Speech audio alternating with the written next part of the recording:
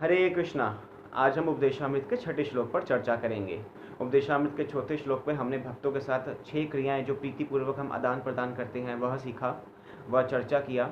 उपदेशामृत के 5वें श्लोक के ऊपर हमने भक्तों की श्रेणी के अनुसार कनिष्ठ वैष्णव, मध्यम वैष्णव, उत्तम वैष्णव, हमने भक्तों की श्रेणी के अनुसार कैसा व्यवहार करना चाहिए वह हमने प्रभुपाद के तात्पर्य से सीखा, शिला उपदेशामृत में जो दिया गया है। और आज हम छठे श्लोक पर चर्चा करेंगे। छठा श्लोक कुछ इस प्रकार है। दृष्टे स्वभाव जनितेर्वपु सच्च दोषे न प्राकृतत्म इह भक्त जनस्य पश्येत गंगाम्बसां न खलु बुद्बुदफेन पंके बर्हाद्रवत्म अपगच्छेत नीरधर्मे। इस श्लोक का अनुवाद इस प्रकार है। अपनी मूल कृष्ण भावना भावित स्थिति में रहते हुए शुद्ध भक्त अपने आप को शरीर नहीं मानता। ऐसे भक्त को भौतिकतावादी दृष्टिकोण से नहीं देखा जाना चाहिए। निसंदेह भक्त के निमन कुल में उत्पन्न होने, उसके कुरूप चेहरे, विकृत शरीर या रोगी अथवा अशक्त शरीर की परवाह नहीं करनी चाहिए। साधारण दृष्टि से ऐसे दोष शुद्ध भक्त के शरीर में प्रकट दिख सकते हैं, लेकिन इन सब दिखने वाले दोषों के बावजूद शुद्ध भक्त का शरीर कभी भी दूषित नहीं हो सकता। यह ठीक गंगाजल के समान है जो कभी कभी वर्षा ऋतु में बुदबुद, फेन या कीचड़ से पूरित हो जाता है, परंतु जो आध्यात्मिक ज्ञान में उन्नत लोग हैं वह जल की अवस्था का बिना विचार किए उस गंगा जल में स्नान अवश्य करेंगे। इस तात्पर्य में शिला प्रभुपाद बहुत सुंदर तात्पर्य इसमें लिखते हैं और यहाँ पर बताते हैं, थोड़ा तात्पर्य के ऊपर भी चर्चा करते हैं कि ये जो कृष्ण भावनामृत आंदोलन है ये एक दिव्य विज्ञान है। इसमें द्वेष या ईर्ष्या का कोई स्थान नहीं है।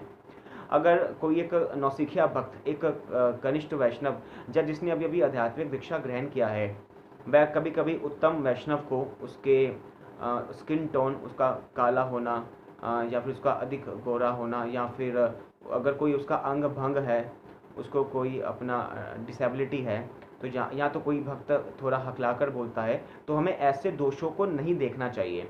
भक्त का शरीर दिव्य होता है तो हमें भक्त को भौतिक दृष्टिकोण से नहीं देखना चाहिए। 10 नाम अपराध में भी जो पहला नाम अपराध आता है वो आता है कि भगवान नाम के प्रचार में लगे हुए जो भक्त होते हैं उनकी निंदा ना करें, जिन्होंने अपना जीवन समर्पित कर दिया है भगवान का नामों का, पवित्र नामों का, कथाओं का प्रचार करने में।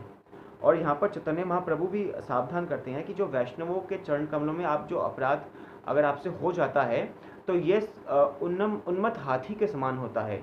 उन्मत्त हाथी अगर एक बगीचे में जाए तो वह बगीचा पूरा तहस नहस कर देता है।